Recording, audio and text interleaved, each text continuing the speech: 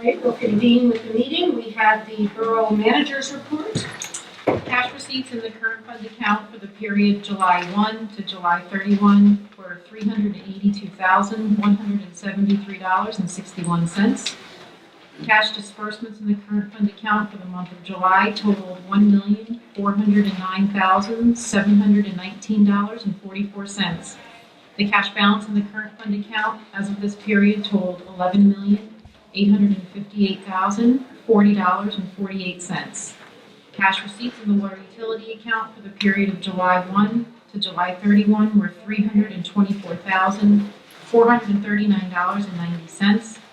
Cash disbursements in the water utility account for the month of July totaled $345,135.52, and the cash balance in the water utility account as of July 31st was $3,599,008.25. I have a Beach Badge sales report through August 7th. Beach Badge sales were at $424,015, an increase of $14,600 over last year's sales. I also have a Beach Patrol report through August 11th. They've had this summer through August 11th, they've had 77 rescues, 179 first aids, 327 preventative measures, 11 lost persons, 8 EMS activations, and 48 EMS response. Thank you very much. And I'd like to say that we did meet with our auditors this past week, last Thursday, and we got top ratings with our auditors, and it was very impressive. We're at a category in our surplus that would, if we were looking for borrowing more money, we would have a AAA rating. So I want to just mention that our CFO, Sherry Buller, has done a magnificent job with our finances, and we're in great shape. And so now we go on to the minutes. We have an agenda meeting of August 2nd, 2019, and an executive session also from August 2nd, 2019. Has everybody read the minutes? Yes. Is there a motion to approve the minutes? Motion to approve. I'll second. Mr. Allen? Yes. Mrs. Bowman? Yes. Mr. Lynch? Yes. Mayor Davis? Yes. Ordinance 2019-25C, an ordinance amending Chapter 101, flood damage prevention, upon resale to require within the deed of a property that said lands may only be used in accordance with the flood regulations established by the Federal Emergency Management Agency. Final reading. This is the final reading, so I can open this to public discussion. If anybody would like to come up and discuss this, this was recommended by our building officer. Yes, you need to come up and state your name and address. Ann Smith, 204 2nd Street, Beach Haven. I just need some clarification of this, in layman's terms. Okay, If someone could just break it down, It's I would easy. appreciate that. Say you're putting an addition on your house or something like that, and or you go to sell it.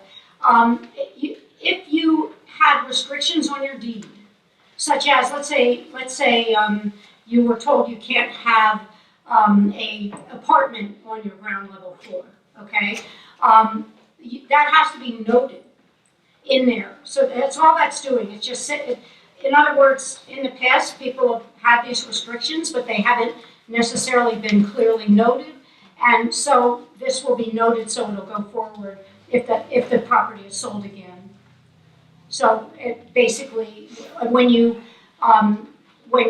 renovate your house and it costs over half of the assessed value, basically you have to get approval for everything, and at that point in time they would perhaps put some restrictions on your deed, and that would just be noted on that. So it would. I think I have that right, don't I, Sherry? They're the FEMA regulations that you must abide by in your particular zone, so that the property owner going forward knows very clearly what those restrictions are. Right. And this updates the property if you have something there that wasn't there originally. Well, I mean, FEMA does, calculate what you're gonna have based on your flood elevation. And so if you go and you wanna, you have an apartment that's illegal technically, according to FEMA, at the time of the sale, they would have to make a note of that and that would carry forward in the future. Thank you. Does that make it clear? Yeah, it's just so that it can be kept track of. And somebody isn't surprised when they buy something and, oh no, you can't have that. Or when they go to sell it the second time, say they keep it for a couple of years and go to sell it, and let's say they sneak something in or it's already there. So in the future, going forward from now, there'll be a note of this on the deed. Okay, thank you. Great. Any other questions relating to that ordinance? All right, I close the floor, and do we have a motion to approve ordinance 25C? Motion to approve. I'll second. Mr. Allen? Yes. Mrs. Ball Miller? Yes. Mr. Lynch? Yes. Mayor Davis? Yes. 2019-27 is an amendment to the 2019 salary ordinance. Final reading. Again, this is a final reading, so I can open the floor to public comment if anybody would like to come forward and discuss this. Okay, I close the floor. Is there a motion to approve? Motion to approve. Is there a second? I'll second. Mr. Allen? Yes. Mrs. Ball Miller? Yes. Mr. Lynch? Yes. Mayor Davis? Yes. Ordinance 2019-29C, an ordinance amending and supplementing Chapter 212, 9B, Use Regulations, RA Single Family Residential District to clarify certain accessory structures only to residential districts RA, RNA, RSA, RB, and RC. First reading.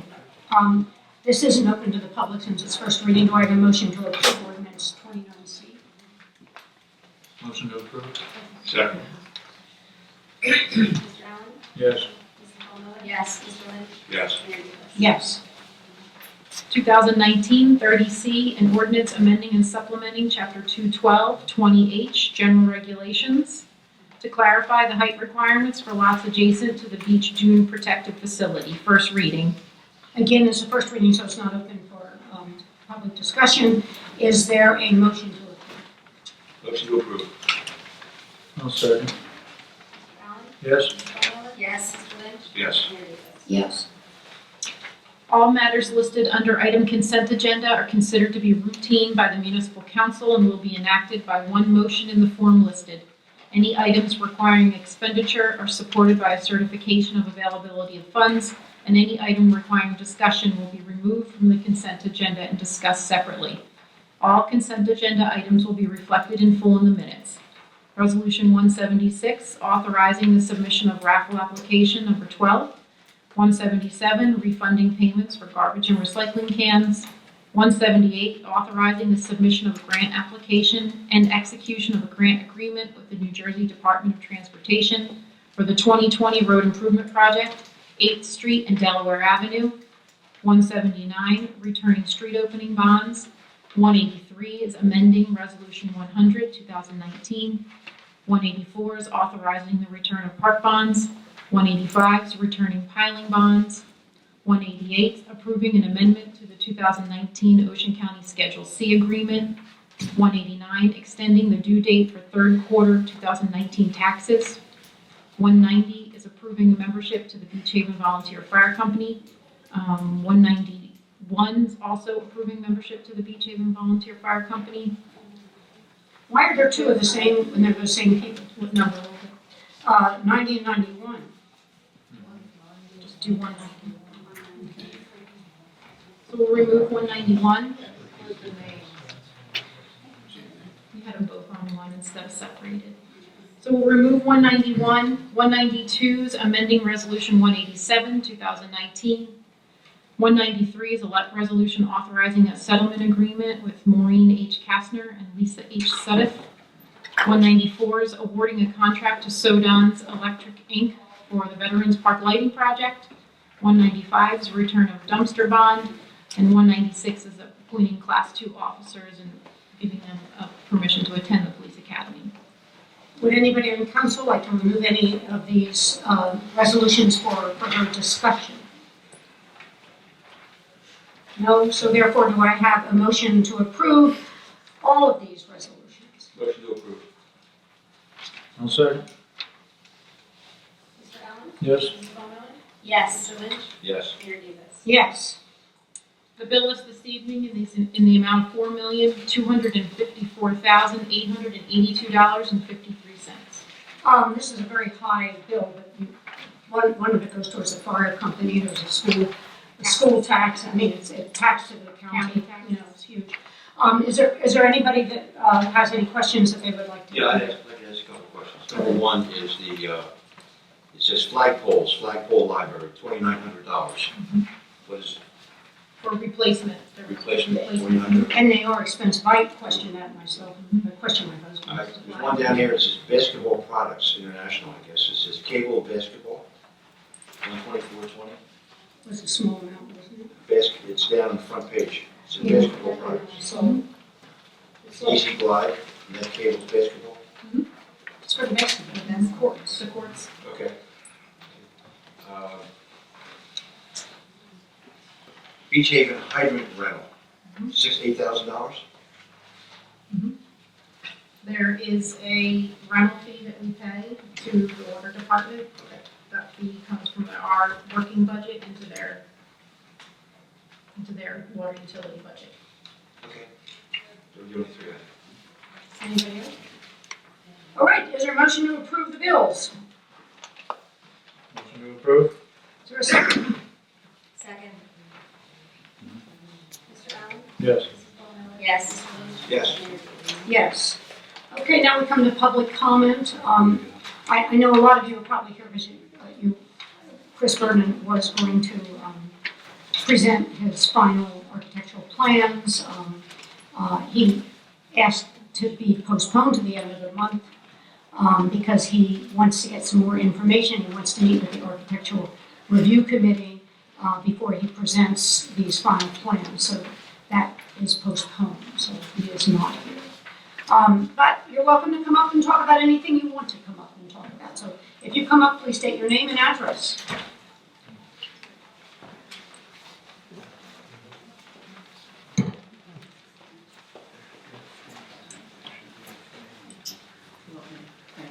Yes.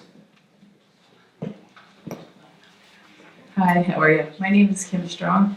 My address is 124 East 29th Street, Beach Haven Gardens. This is my daughter, Keely Strong, and she has a proposal for you.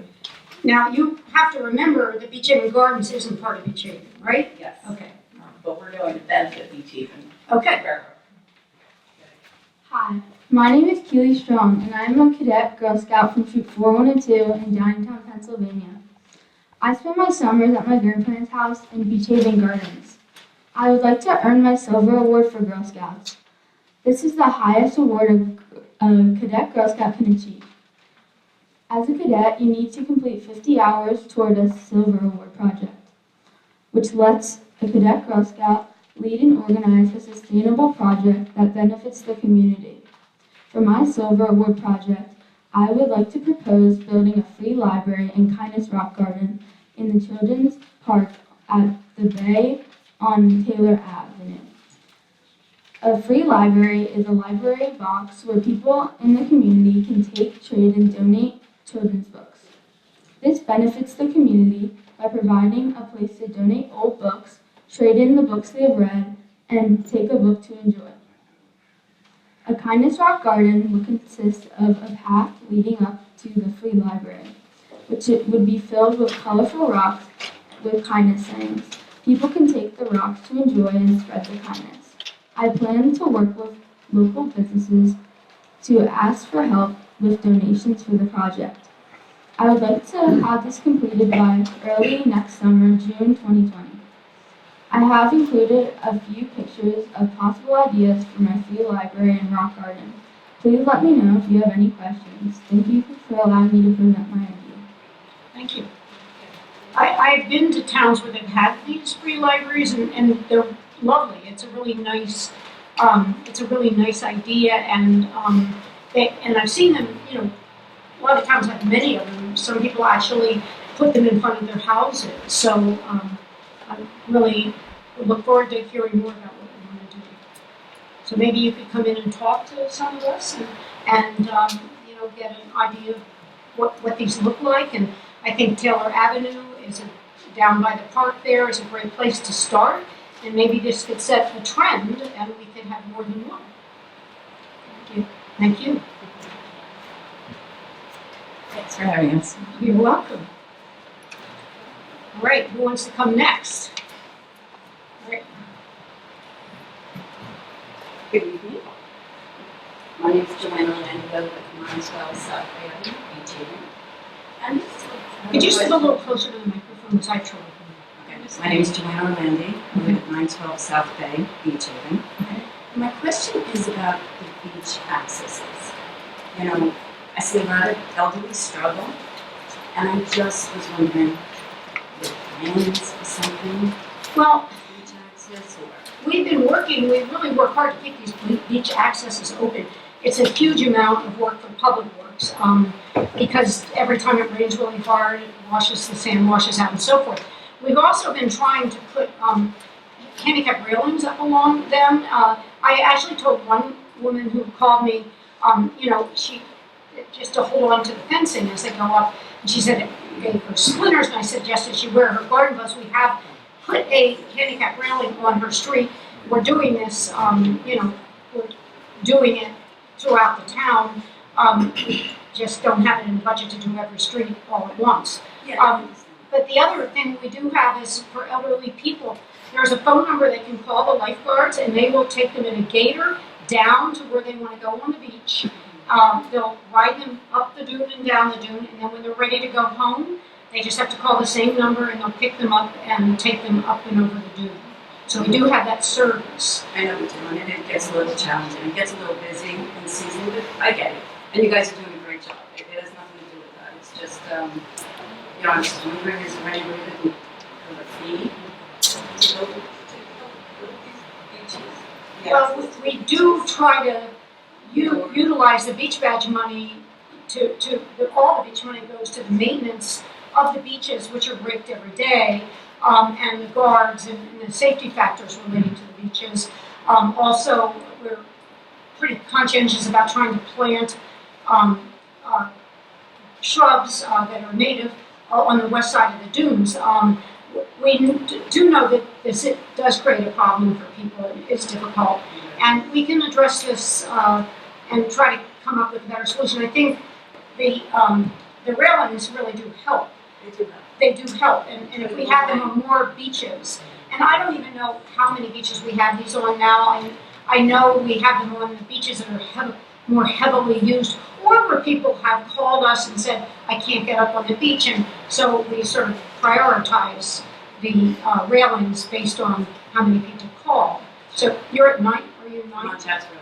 Oh, you're on Chatsworth, okay. Chatsworth and South Bay. Okay, all right. So I know they have it there. Yeah, yeah. I just see them struggle often, and I was just wondering if there's a smart way not a smart way, but a way. Well, if you come up with any good ideas, it is difficult because because we have beach replenishment, the Army Corps demands that we can't cut those dunes out because obviously the water gets through, and it really is a difficult situation. We've bought equipment for Public Works to help them maintain that. They frequently have to get that heavy gravel. We've tried some of those mats in certain places. Then I have people complaining that they don't like the gravel because it yellows the sand and it looks ugly, or they don't like the mats because they're blue. So, I mean, you just can't make everybody happy. But it is important that we can, and up around Chatsworth and Belvoir and Glendola, Fairview, there has been a lot of erosion, a lot of difficulty keeping those openings open and easy, accessible. We know that, and I really can't, it's an ongoing problem. I don't see an easy fix, but we're willing to listen to any ideas you might have, or anybody might have to try to improve that situation. Good enough, thank you. Thank you. Next. Yes.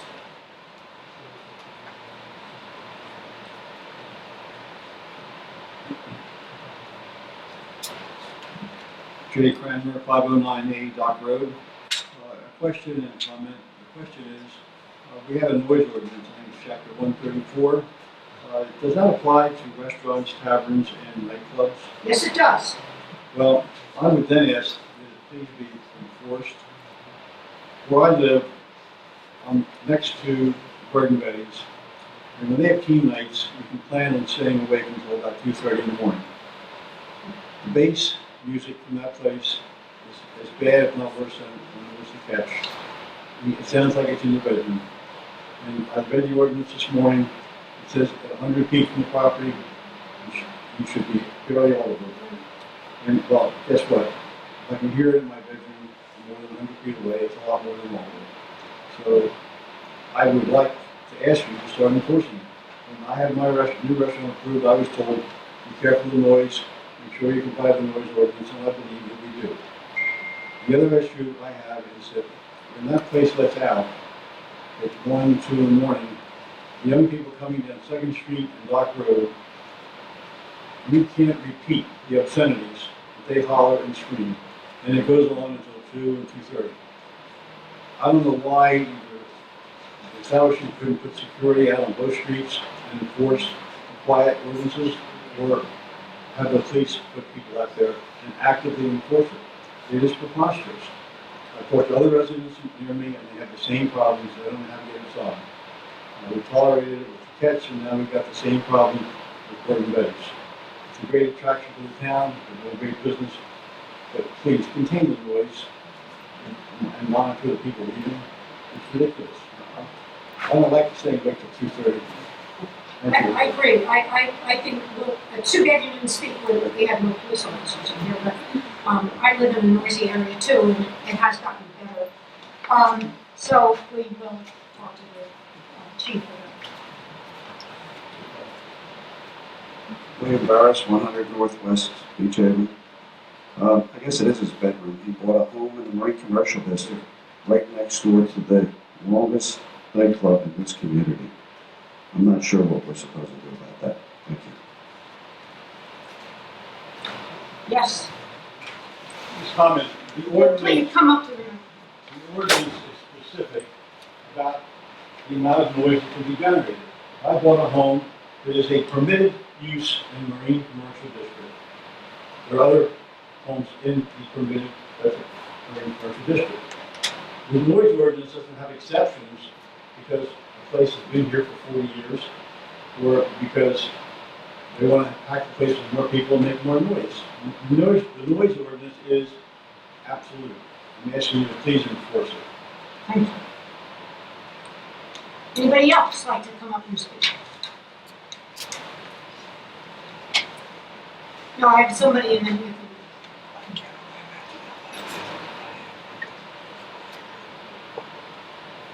Janet Drew, 30th Street in Beach Haven Gardens.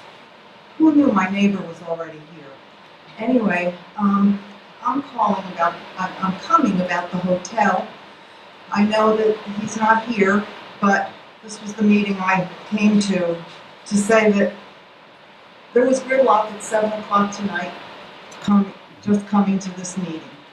I can't, there's, every Saturday, Sunday, and Fridays, there's plenty of gridlock all over the island.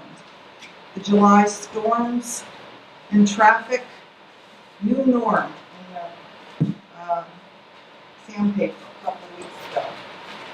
I can't imagine 100 cars getting out of the parking lot at 11 o'clock every morning for 10 weeks of the year. And then it's empty the rest of the time. There must be a use that could not create ruin what's already here. And whoever just got up and talked about noise, I mean, it's traffic, noise, storms, July we had utility brownouts, we always had the flooding, parking. Where are these people going to go at 11 o'clock every morning when they're kicked out of the hotel? Pave paradise and put up a hotel. Thank you. Would anybody else like to speak?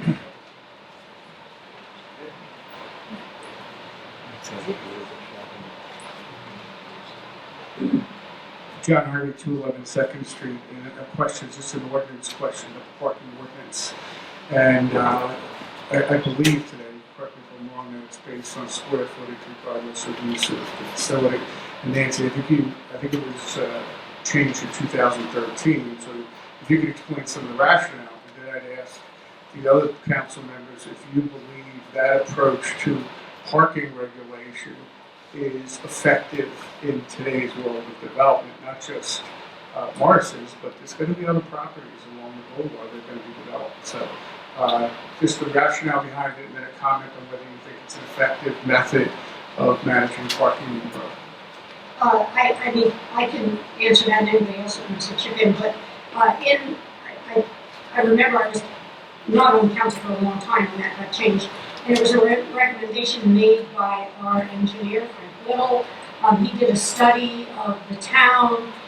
He thought there was adequate parking, not all in one place. So, I mean, I know where I live, you can't park there during the day, it's in the summer.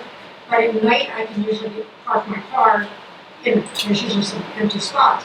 I guess he was looking at the idea that the parking trends change in town depending on the usage. So so he recommended that we decrease slightly the number of cars needed related to the square feet. And Sherry, is it just strictly square feet, or is it number of seats, for example? I think the square footage. So based on that, we did lower that ordinance. There are many places in town that don't provide any parking. They end up grandfathered in because they're never, even when I was a kid down here, and that was a long time ago, there were still parking problems. When you had the movies going, I mean, you couldn't get a parking spot around the main part of town and so forth. But it fluctuates depending on the time of day, and that's how that went through. And I think we're going to continue to have a parking problem in Beach Haven unless we can afford to buy some land and create some more parking spots. Ideally, the best place would be around the center of town, where the majority of businesses are. And I was hoping that if we could get this Green Acres bill to pass, we could utilize that money to purchase property that could be park/parking. We could utilize that money to be able to hopefully buy some places where we could create some park-like settings and also have some parking, which might create, well, we're looking all the time for that sort of thing. Right now, it's very hard for a town to just go out and buy property. Everything has to go to bid, it has to have an ordinance and so forth. If we had the Green Acres money and something came up that was inexpensive, you could buy it on the spot, because that money isn't encumbered by ordinances. It has to be just something that is acceptable to the DEP and the Green Acres program. So that's one reason why it'd be nice to have that. Yeah, but I appreciate it. I get, why it's changed at that time. I think the times have changed. And I think, having buildings that were grandfathered, I think, is irrelevant to this discussion, and similar to other ordinances we have. And I think when you do have it, and Morrison's is a hot one, I'm not sure why we default that should be the burden of the community and the taxpayer, and not a consideration for the developer. And again, it's leaving, there's no solution. Parking numbers are going to come out, what's really needed there, and it's significant. And so I would just ask that, you look at that ordinance and consider the development at hand to determine what the solution is. And I just, as a taxpayer, I think the default that we should pick up the burden on a major development like that, which is the biggest development we're going to have in the next 20 years. I don't accept that. I mean, I think as a representative of the taxpayers, you've got to consider, and even if it's a sharing situation, even if he leased those lots across the street for 10 years for parking, but it should not be only our burden, is my point. well, I agree with you. Any comments?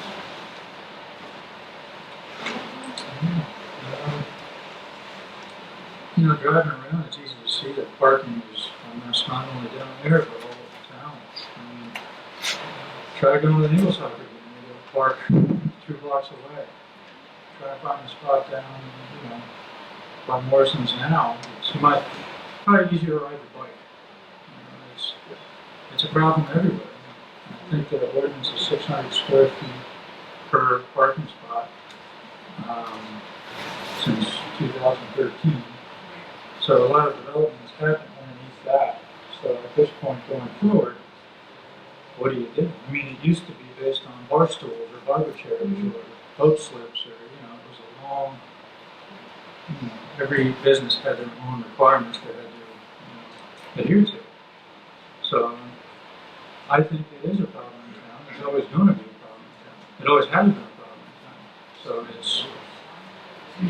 It's gonna get worse. try not to exacerbate it anymore. It's what our thing is. Yeah, sure.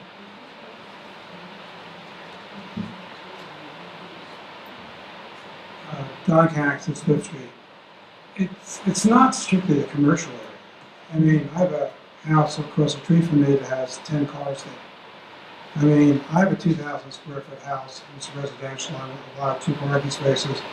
And when my grandkids come down, we have as many as 7 cars.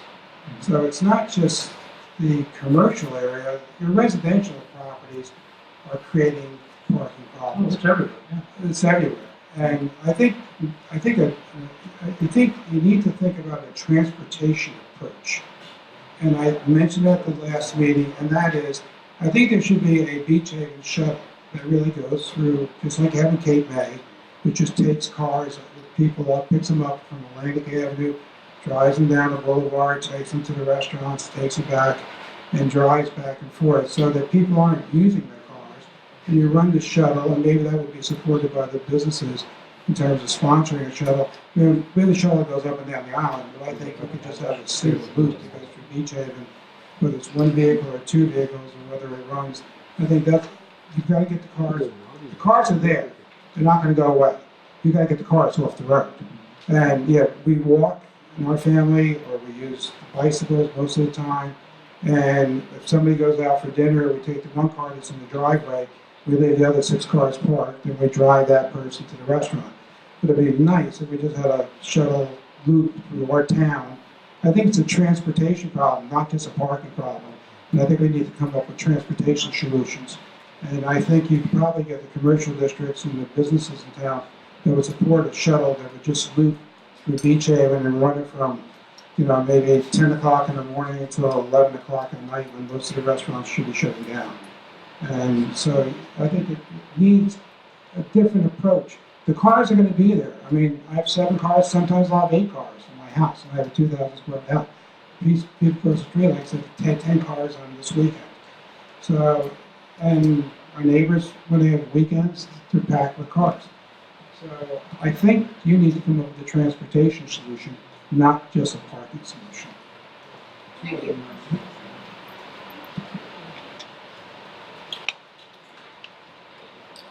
Barb Kona, 100 Northwest Ave.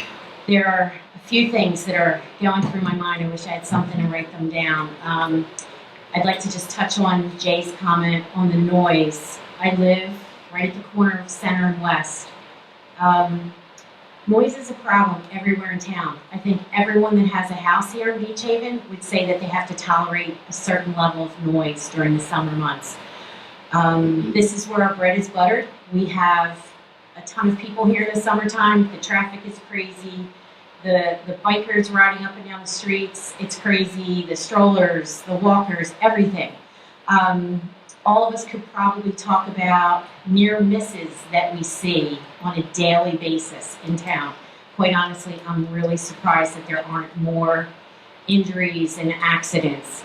I hear music faintly, but I also deal with people that are in a gazebo right outside my bedroom window every night in the summer.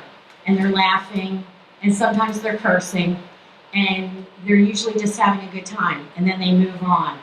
I guess mostly when I'm talking about the noise, I think of patience, that we all have to have patience during these main 8 weeks of the summer season. On to another topic, the parking and the congestion, while I think, Don, your idea sounds kind of like a fairy tale, it's not going to happen. Beach Haven doesn't have the money. The business owners don't have the money. Right now, we have angled parking on streets where it's totally unsafe to have angled parking. Just look at West Avenue as you come around the bend and all the cars are sticking out. We definitely have a situation on our hands, and it has gotten worse over the years.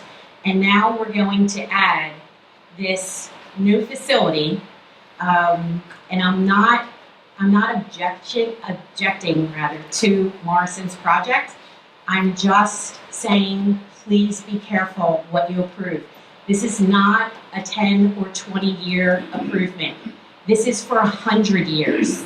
This is not a short-term issue. This is long-term. It has the ability to have an extremely negative impact on our little town. I've heard council members this summer talk about how the parking is the worst they've ever seen. I sat in the audience and listened to 2 council members say that. And yet, we're going to likely approve a project that is not going to bring 100 guests. It's hundreds of guests. You have 4 people per hotel room or 6 people per hotel room. That's not just 1 car per hotel room. That's multiple cars. We just heard Don talk about how many cars are there when you have visitors come to town. I think it has to be a really measured decision, and I am desperately wanting something to happen at Morrison's. I just think we need to be so careful. The streets cannot take it. They can't. Center Street is crazy with traffic now. Where are these cars going to go? Down 2nd Street, down 3rd Street? Delaware Avenue is a nightmare. I just don't know how it's going to work. And I don't know of a solution either, but maybe it's like that.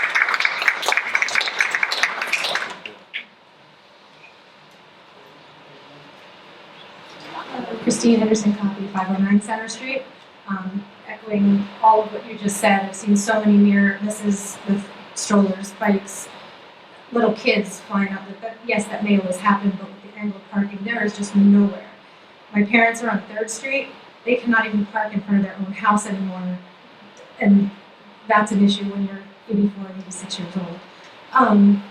The other issue that we have to, I just beg for you to please with this development, I know he backed out, he's not here, but to very carefully take into consideration the pull on our electric, the pull on our water and our sewer. It's been a struggle this year. I don't know if you felt it in your houses, but I most certainly have in ours.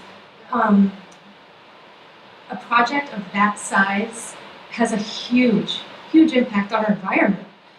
The runoff of stormwater, polluting our bay, trickling out into the ocean, the overflows, the flooding, these things are very long-term and very detrimental. And when people start to come here because they love this town and they love this island, when it becomes this crowded and this frustrating, they're not going to come anymore, and then all of the businesses and all of the people that I know and love who own businesses here, eventually people won't come. It's happened all over. So please, please, please do your research on this man. He is not going to do any of us any favors at all. Thank you.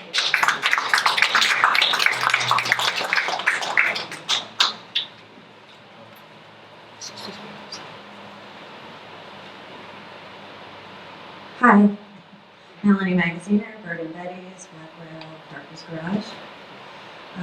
I'm sorry the police left. I wanted to take a moment and tell you and thank them. They've been wonderful this summer. Our new business has been a learning experience. Can you not hear? I just want to. You can take the thing out of there and put it closer to your mouth. It does come out. Or you can bend it up so you don't have to bend it. I wanted to thank the police that were here tonight. They've been lovely this summer, very helpful. Although I feel like we've had few issues, they've handled everything with such professionalism. It's been really lovely having them there. And even the young police that are the walking police, they've been really great. I wanted to speak to Jay Kramer a little. I'm sorry he left. You know, he's a competitor, so it's hard for me, and I want to roll my eyes and just turn the music up when he talks, but we don't. And I have a really great sound engineer at Bird and Betty's. He's a really hard worker. He pays attention to our sound levels. We've overhauled the entire sound system there. We spent a substantial amount of money so that there isn't the pumping bass outside like it used to be when it was the Catch. Team night ends at 12. Well, team night ends at 11:45 so that the kids are off the street by 12. Sundays are always an early night just because even the adults are generally out of there by 12. I'm walking out the door at 12, so you know, team nights. I don't want anyone to think team night's a 2:30 in the morning thing because it's absolutely 100% not. We're very careful with the curfew in Beach Haven. And I leave at 2 a.m. and 3 a.m. a lot. I don't want to, but I do. And I listen, and I actually park generally up 2nd Street, and I do stop and pause when I leave to see how loud it is. And honestly, I don't find it to be terrible. I would imagine maybe when people are dispersing, that's probably the worst of it, but we try and do it very efficiently. We do have guards, 2 guards outside at all times. When it's busy, we have more, you know, on Friday and Saturday. So, and they take care of crowd control. They do ask people to be quiet. You know, we're doing our best. It baffles me that Jay's so supportive of this hotel across the street from him because what's going to happen then? The hotels are 24 hours a day. They're not until 2 or 3 in the morning. So, I had a lot of questions for Chris Vernon tonight, a lot of questions I've asked that I haven't gotten answers for. Sadly, he's not here, so I'll be back again. The parking. Don, get me a shuttle in Beach Haven. That would be awesome, so people can park all over town and come to my restaurants. I would love that. Because right now, we're suffering. I can seat 300 people at Parker's. I have 200 seats. I never put more than 200 in there. Our capacity is somewhere around 1,300 at Bird and Betty's. We are never operating at full capacity. Never, ever, ever, ever. I would say even on July 4th weekend, if there were 700 people in the club at night, it was a lot. That's the number we hit on Friday, July 5th, on Friday nights in peak time. We're never operating at full capacity. I would love to, but we can't. There's not enough parking. People leave. Friends leave because they cannot find parking spots. A shuttle would be great. I think transportation, you know, I have a shuttle at Old Causeway. It's great. It helps with business. It's very busy. Do you run a shuttle yourself there? Yeah, we run it ourselves. We just bought a second. We're going to use it for Bird and Betty's. It's a private shuttle. It goes to your home. It's not a library service. You can't drink on it. It's just like calling for an Uber, but you're calling our cell How phone. many people does it hold? About 12. I mean, to me, I think Dawn's idea is wonderful. Right. But again, Nancy, you're still adding the biggest development in so many years. Where are those cars going to go? There's no spots now. I don't have enough spots for my businesses. So I choose to operate at a lower capacity. I think it's an issue. It's going to cripple the Maritime District. Parking, traffic, it's bad now. The corner of Dock Road and Northwest Avenue is such a hazard. It needs to be changed. It's scary. And it's not just for my business, it's people coming down to see the sunset. The people at my business aren't as bad as the pedestrians just going to see the sunset from all over town on the dock there. They're walking down the middle of the street. It's dangerous. Something needs to be done. And really, please be careful. Please. Thank you. Thank you.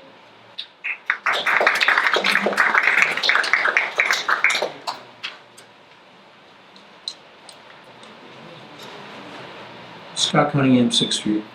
A couple fronts. The variance law we need to really go after right now at this point in time. The 10-day window from the time you apply for a variance till it shows up at the town meeting is crazy. You ever get one on January 24th and it's a February 3rd, first and second reading? They've tried this many times. This is a variances should be a 30-day application. You apply for your variance 30 days so the town and the neighborhoods have time to respond to this. It's important. I thought about this as a builder. You're talking about when somebody asks for a variance, the letters will go out to the neighbors? 30 days. 10 days is, in January, that's crazy. 10 days, they've already got the approval and you're still in Florida or wherever.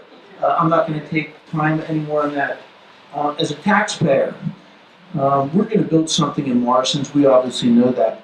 It's $1 million. I'm a builder. I've been building for 40 years. Who's paying for the sewer and water lines from the boulevard to the project? I'll let you guys think about that one. Yes, anyone who owns that property now or in the future does have the right to develop it. But we have laws. We approved the height increase at Victoria Rose, the density, and also the lot coverage. Reason being, he was offering the town low-income housing. This project offers no low-income housing. The building height is 34 feet. You want to build a house, you want to build a hotel, 34 feet. I helped build Shelter Harbor. We kept it under the building height. Also, I think at this point with the parking, we're talking 600 cars on 2nd Street. I do believe we need a moratorium on variances in the redevelopment zone until we can figure out parking. The town's loaded. I have no parking. Where are you putting 600 cars on 2nd Street? There are not 600 cars between Center Street and 14th Street. Thank you very much, and everyone have a good night.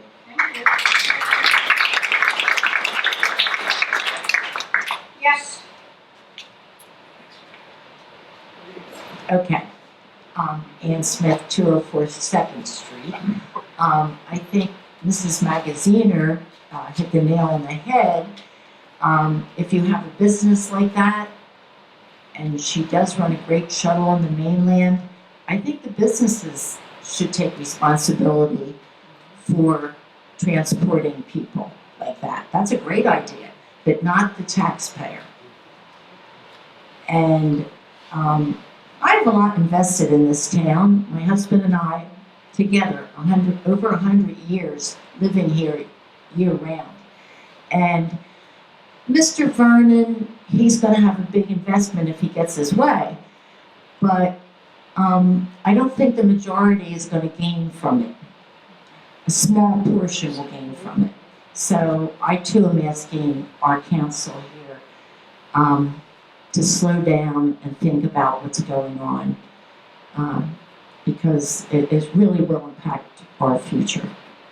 And I love living here, but it's been very stressful here on 2nd Street. We went out front the other day and somebody had just pushed over my planters out front for no good reason at all. Beer cans in my lawn. I mean, makes me very unhappy. And Beach Haven's always been a happy place up to just recently for me.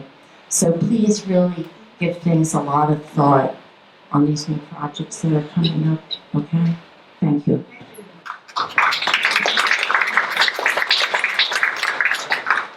Would anybody else like to come up and talk?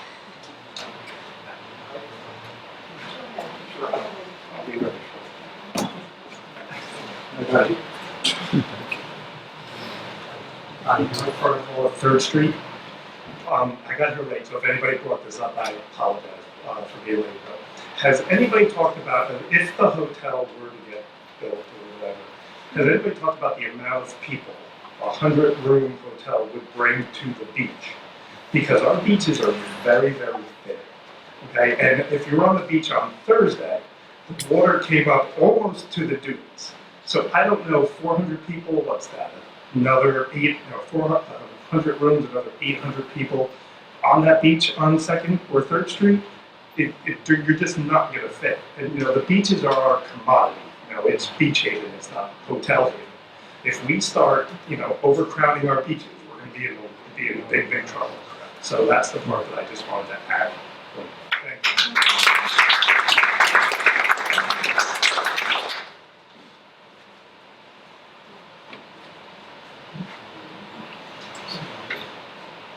Janet Drew, Beach Haven Gardens again. I just wanted to, since there seems to be consensus that something's going to happen there, I live on a shore town in Maine in the winter, and they wanted to extend the season. The businesses wanted the season longer. We see that down the island. You know, we have the Kite Festival, the Film Festival, but there are, you know, certain areas of the beach town would just desolate, empty out in the winter. And what they transformed a property, but they did it as a timeshare, so that people bought into 6 weeks a year or something. And they were at different times of the year. And it's like, you know, I'm ready for a vacation. Okay, I can go now. And it made a situation where there was more money up front because people were buying in. The businesses had more of a season, and you didn't have 800 people trying to get to the beach on 10 weeks of the year, and then the rest of the time, nothing. So there must be other ideas besides just focusing on 100 rooms for 10 weeks of the year. Anybody else? Okay.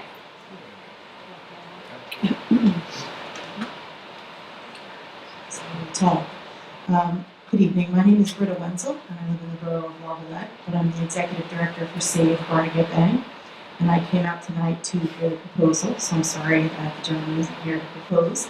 But I would hope that if you schedule another date, it would be probably advertised and hopefully during the summer season when summer residents can be here as well. We are getting a lot of inquiries at Save Barnegat Bay, and they are interested and very concerned about the potential environmental impacts to the bay.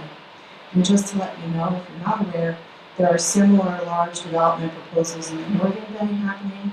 In one particular case in Brick Township, across the bridge from Maniloking, there's an 80-foot tall banquet and hotel being proposed. Banquet hall and restaurant being proposed right next to Barnegat Bay at a marina. So very similar.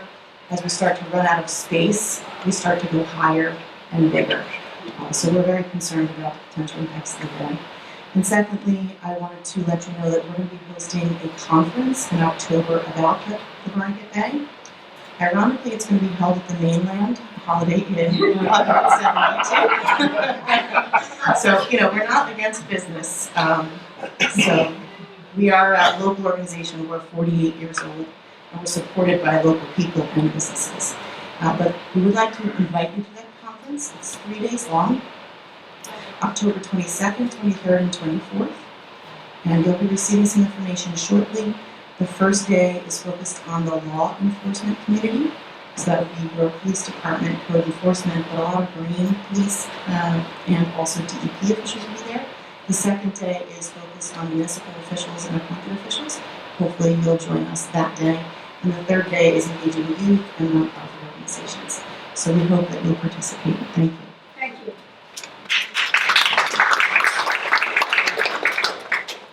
Would anybody else like to speak? Okay, we're closing the floor to public comment. Oh, all right, I'm not closing the floor. I'll let you take it out there. No, this is just some positive remarks about this past weekend. For those of us that went to the pickleball tournament, and Nancy was there, and we're very pleased to see her. We had over 180 players from different states come to Beach Haven, spending thousands of dollars. The tournament lasted for 3 days. If you went to the tournament, first of all, it's on Nelson Avenue, so you don't have to worry about transportation or traffic or anything down here. It was well attended.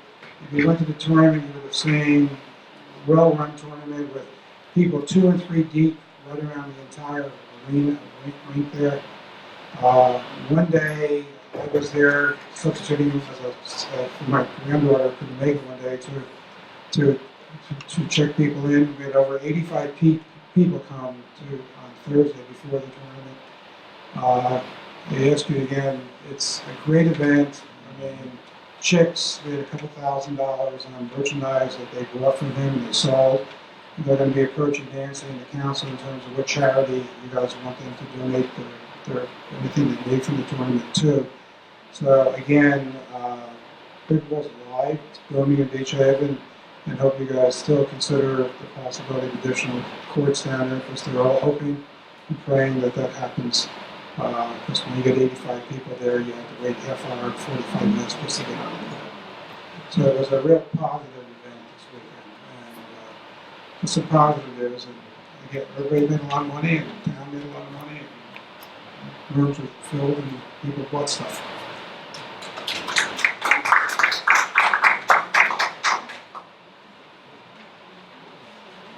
Hello, Michael Beeler, Banner. Nice to be here. I haven't been back in a while. Sorry I haven't made the progress on the building, but that's coming. So, like they say in the nursing homes, just hold your water. It'll happen.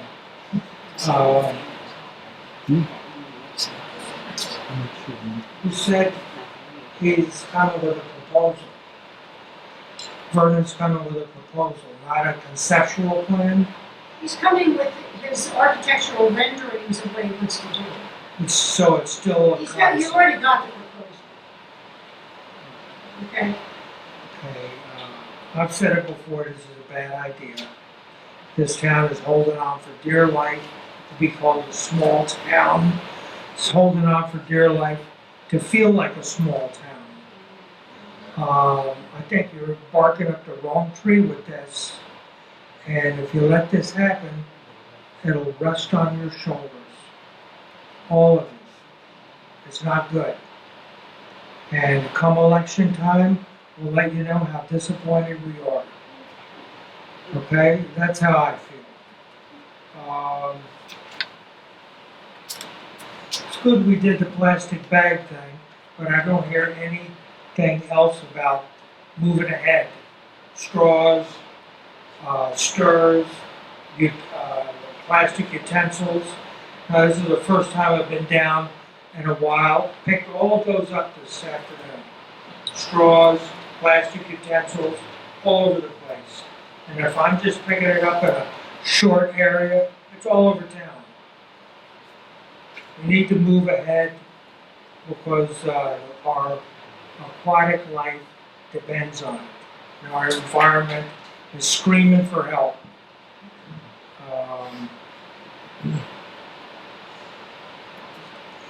How come we don't empty out the parking around this municipal building and all the vehicles park at the recycling yard each and every day? So that would free up plenty of parking, or additional parking. Yeah, we're working on that, and we're planning on trying to create a municipal lot behind what we have here. We have a trailer that we've got to get rid of, that's still there, we're cheering, having trouble getting rid of it. Definitely, this is in the works, to do all this stuff. It takes time. Well, everybody's crying about parking, we need to park them over there.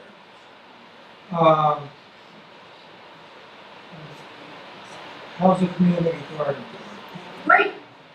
It's full up, where it's only 10. What do you mean it's still up? Well, it's full, right? 10 people only. We're adding more gardens for next year. Okay, so there's a lot more There's a lot responsibility. happening. Brenda's here, she's doing a lot of work on it. I was gonna mention that in the final remarks. Basically, we're getting, we have some volunteers that are gonna help us beautify that area. There's a lot of really good stuff happening. People that are donating native plants and plants that look nice to beautify that area.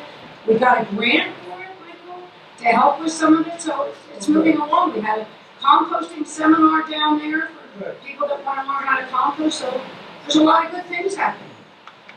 Not only, we're working on an ordinance to outlaw Roundup in the town, and it's not as easy to do as you would think. So, I mean, there's a lot happening.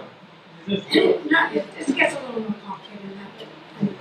But the first thing we have to find out is whether the state would allow us to do it. Yeah, which they do, so. There are some positive things Maybe, happening. maybe you should put it as pesticides or herbicides opposed to zero. Maybe we should, right. One name brand. Right. That's one of the things we have to decide. I'll email you a bunch of stuff. Okay, great. Okay, That'd be great. just on this, I see $7,460 on the electric, for Atlantic Electric for street lighting. Because we did the LEDs, how much are we saving with the small amount of LEDs we did? About $1,200 a month. So are we gonna move ahead with replacing all of them? Excuse me? Good. Well, There hasn't been any good discussion about it yet. There's an upfront cost involved. and we can't get the government involved to pay for it.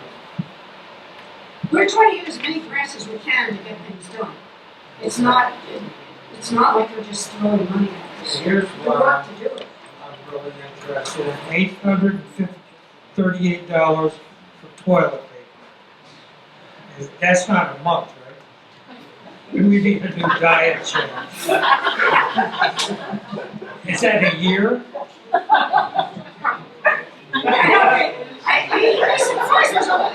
Oh, I know. I mean, there's a lot of toilets. Lord. Okay, I see a planting service, COA planting service. What is that? Oh, planting service.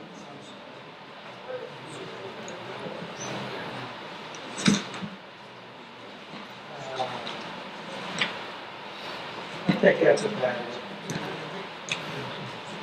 Anyway, it's nice to see all your faces and really think about what you're doing here because the town is changing. And what's it changing? Changes, like one of the young ladies that was up here, people are going to stop coming. Because it's not a small town, it's a midtown Manhattan nightmare. Okay? And what's quaint and what's acceptable for Morrison's, that big monstrosity that they want to put up? I don't think that fits in the town at all. You know, and if you really are torn about it, have a referendum and let everybody vote on it. Maybe I'm wrong, maybe you're right. Okay? Thank you.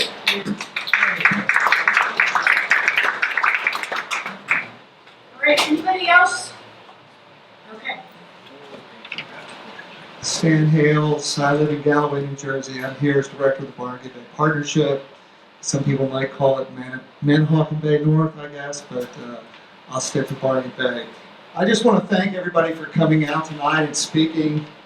These are serious issues you all are grappling with. The Bay is changing. It's going to change even more. Communities are going to change more, and it's up to all of you. So stay engaged in the process. We're happy to be a resource for everybody about these issues as best we can. And I'll be with Britta in Stafford Township in October. Thank you. All right. Anybody else? Mike? One last thing. Okay, one last thing. One last thing. Where are the pictures of all of our mayors? They're getting framed.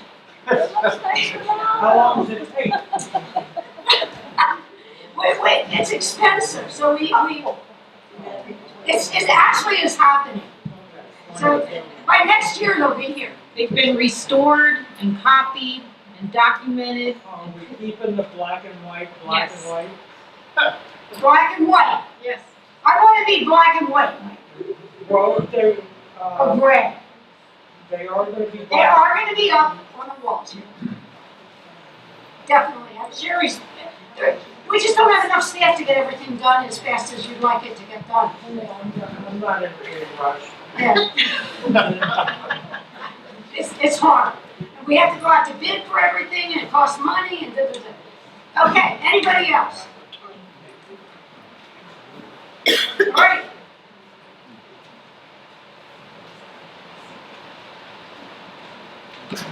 Hi, I'm Pat Sullivan, 6th Street. For years and years, Foster's has been a wonderful neighborhood asset for quick food and good food, etc. And I see this year that they closed, and I just wonder if there's a definitive plan for what's going to happen there going forward. I guess. We haven't gotten a proposal yet. We haven't gotten a full proposal yet as of right now. Thank you. Anybody else? I'm going to count to 4. 1, 2, 3, 4. Okay, the floor is closed. We do have a, You want to do final remarks before we yeah, I was going to say, let's do the final remarks before we go. So, do you want to start, Jamie? Sure. Very quiet this meeting. Yeah. I just wanted to say thank you again for everybody coming. Another great turnout, and I'm so glad that there's people speaking up about the large developments that are taking place in our town.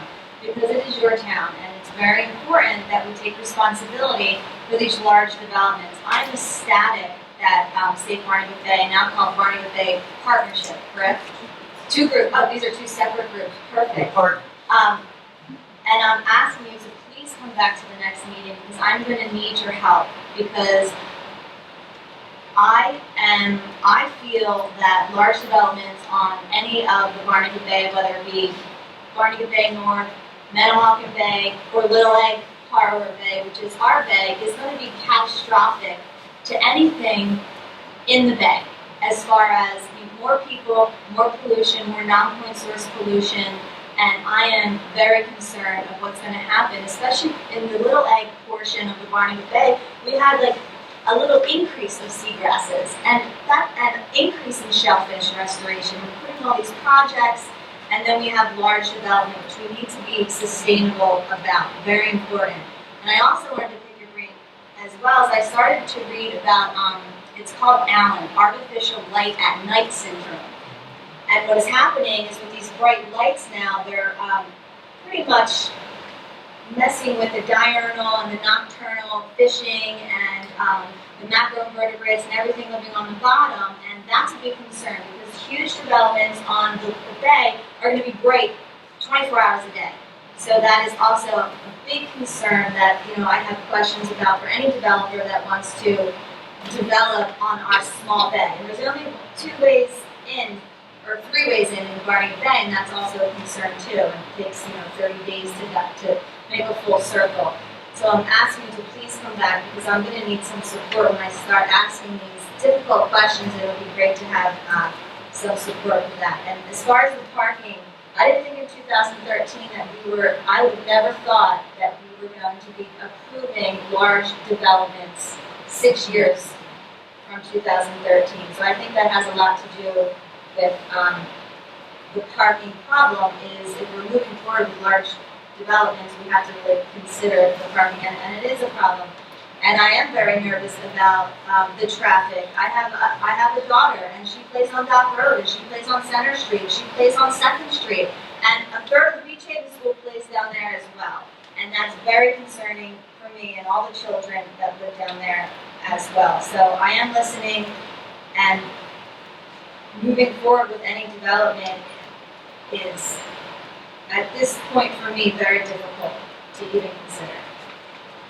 So, but on a positive note, our police and our rescue squad and Miss Shirley Harris, who has over 2 witnesses, did she say, are just amazing. And I would just like to thank them as well. And remember that we are a very tight community. A lot of people come here just for the summertime, but there is a very tight, strong community here, and I'm very proud of everyone that works here, including the life-saving awards that went out to all these first aid squad, police tenants, and each group. Thank you. Dan.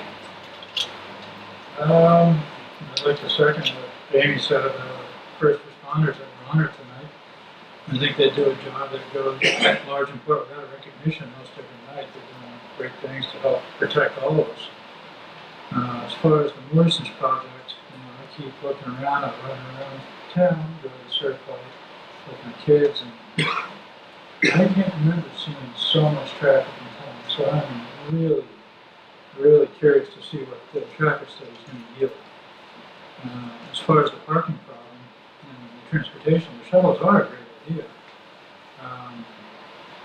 I think we should look into that, maybe with the Chamber of Commerce or some of the businesses. The one problem I know that could be in the business district is I know I've already heard some complaints from business owners saying that people come down, park their cars in front of the businesses, and they don't move. So that we have to figure out a way to balance that. I've already heard some suggestions about limiting the time in the business district and parking spots. So there are things that we can do to help alleviate some of these problems. And as far as going forward, I'm very happy that everybody came out. It's good to hear everybody's opinion because for myself, I'm stuck in the south end of town. I don't get to see anybody. So, I live and work in a 500-foot radius. So the more I can hear, the more is good. And, I ask everybody I ask, and the general consensus is somebody's going to build something in Morrison's, and he builds a nice building. And that just kind of, Chris, he builds a beautiful building, and that kind of rubs me the wrong way a little bit. You can build a nice car, but, a pickup truck doesn't work in the city. I mean, we have to make sure it's right. And I'm definitely listening to everybody, and I think we all are. So your voice is, not falling on deaf ears or inadequate ears or anything like that. So that's all. Thank you, Tom. Yeah, a couple things. Number one, I think one thing I gave is a good one. I think it's one that I understand that the city might be trying. Rochelle, local friends of mine live down there. They have a parking problem. Most of the towns in or around this area have a parking problem. So we're not new to the idea. I wanted to let you know a little bit about Chuck, who's not here tonight. Chuck had a heart attack. And thank goodness that the police and the first aid squad convinced him he should go to the hospital. Chuck is now in recovery, but he spends his regard. So I talked to him 2 days ago. I think Don was going to see him today. But he's in good spirits, and I just want to let you know that he will be back probably for our September meeting. But it's just good that he was advised to go to the hospital, and he did go to the hospital, and they determined it was a mild heart attack. So thank goodness he listened to the first aid group. So hopefully he'll be back. He said he'll be back, so we're hoping that will be a very positive thing. Thank you very much. Thank you. I don't really, everybody's heard enough of me tonight, so let's go to the resolution for the, do I have a motion for I have Resolution 197, 2019, authorizing an executive session to discuss personnel items. I anticipate the executive session lasting about 15 minutes and no formal action will be taken. Is there a motion to approve this? Motion to approve. Second. Yep. Yes. Yes. Yes. Resolution to recess? Yes. Motion.